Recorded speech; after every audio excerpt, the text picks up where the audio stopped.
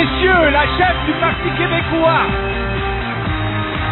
la future Premier ministre du Québec et celle qui nous ouvre le chemin vers l'indépendance du Québec, Madame Pauline Marois.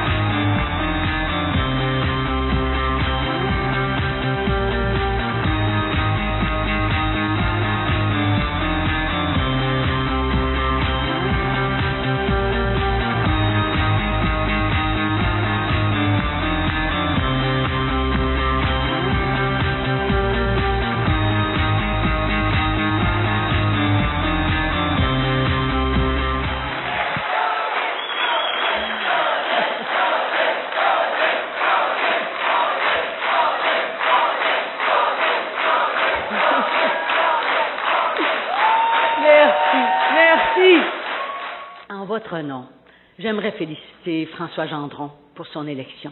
Je suis sûre que ce matin, il pense un peu à nous. La région de l'Abitibi-Témiscamingue peut être très fière de voir un de ses députés assumer désormais le plus important rôle à l'Assemblée nationale, notre Assemblée nationale. Bravo, François. Merci. Quand je vous vois ce matin, militantes et militants du Parti québécois, est-ce que je peux vous dire que je suis particulièrement fière d'être la chef du Parti québécois? Et je dois vous dire que je le suis d'autant plus que nous vivons et nous vivrons une fin de semaine qui est importante pour notre parti. Vous l'avez vu déjà ce matin, mais c'est important aussi à bien des égards. Nous célébrons cette année le 40e anniversaire de notre parti. 40 ans qui nous ont permis de faire avancer, de faire gagner le Québec. 40 ans de victoire et ce n'est pas terminé.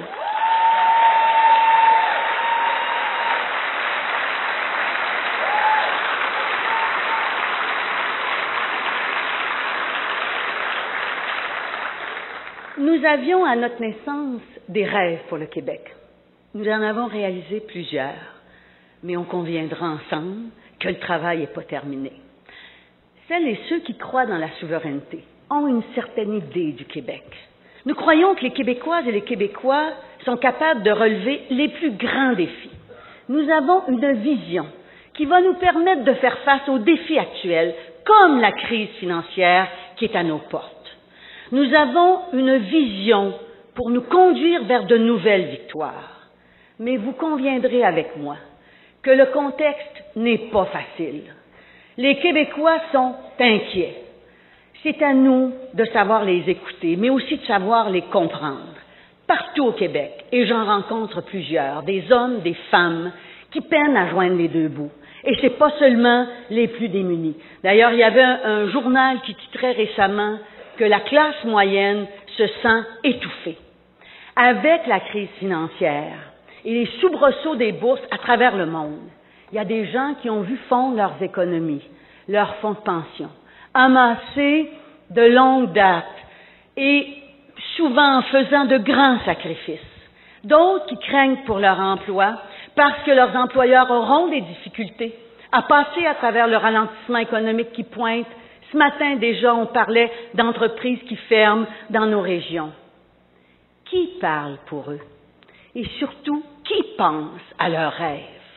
Qui s'intéresse au fait que les Québécois veulent s'occuper à domicile d'un membre de leur famille en perte d'autonomie, permettre à leurs enfants d'étudier, accéder à la propriété, trouver un emploi?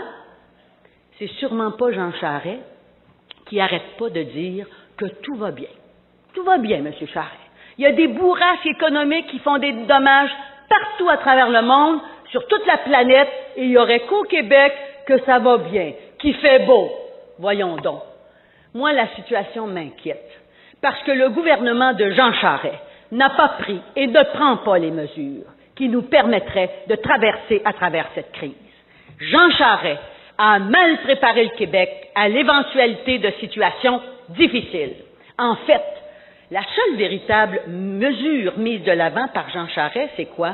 Pour faire face à la crise actuelle, l'annonce de la création de 3 comités, puis la réunion des premiers ministres. Puis en plus, il pense qu'il va passer à travers la crise d'envergure mondiale en pavant les routes. Quelle vision extraordinaire de l'économie québécoise, M. Charest.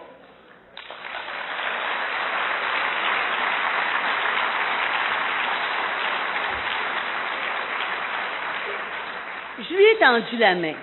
Je lui ai offert ma collaboration dans la recherche de vraies solutions à court terme. Des solutions qui vont viser à soulager, à supporter nos concitoyens, mais aussi nos entreprises. Je crois qu'il est essentiel, qu'il est important, qu'il dépose le plus rapidement possible un état détaillé de la situation budgétaire du Québec. Et de là, nous pourrons, ensemble, mieux cibler ce qui peut être fait. La responsabilité d'un premier ministre, ce n'est sûrement pas de déclencher des élections quand le Québec a besoin que le gouvernail soit bien tenu et que la priorité soit donnée aux problèmes du vrai monde.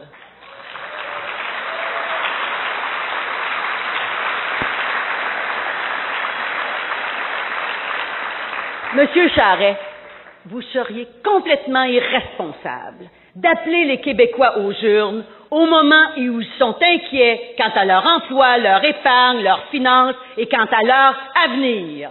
Pendant que des gens sont menacés de perdre leur emploi, Jean Charest, lui, ne pense qu'à garder le sien.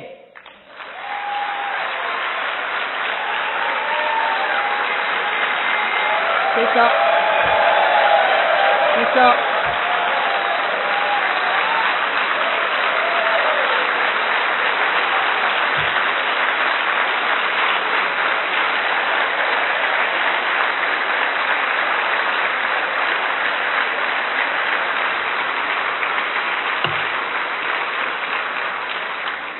Vous les écoutez, vous aussi, les Québécois comme moi? Ils ne veulent pas aller en élection. Et je ne crois pas que ce soit une bonne idée que d'y aller maintenant. Mais cependant, en tant que parti politique responsable, je n'ai pas le choix, nous n'avons pas le choix de nous préparer et d'offrir une alternative crédible. Ce qui veut dire que peu importe ce qui arrivera, nous serons prêts et je compte sur vous pour que nous le soyons.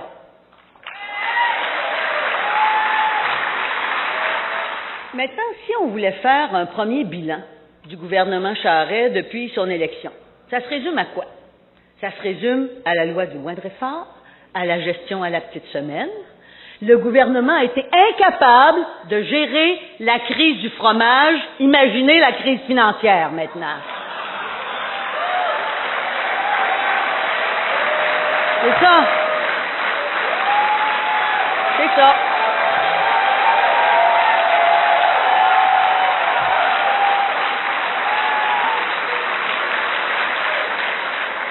Malheureusement d'ailleurs pour tous les producteurs du Québec qui font un fromage de tellement belle et grande qualité.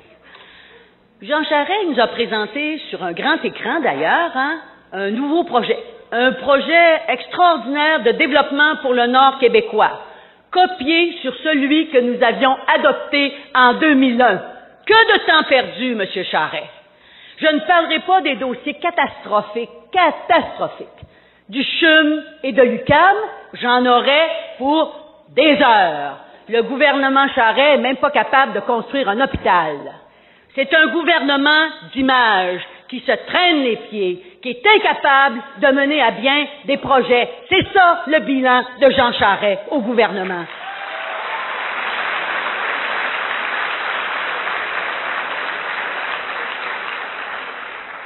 Mes amis, vous savez, vous et moi, nous partageons quelque chose en commun. Nous croyons qu'il faut nous battre pour construire notre pays. Nous croyons qu'il faut nous battre pour que chacun des Québécois puisse se réaliser, s'épanouir, se dépasser. Nous croyons qu'il faut nous battre pour gagner.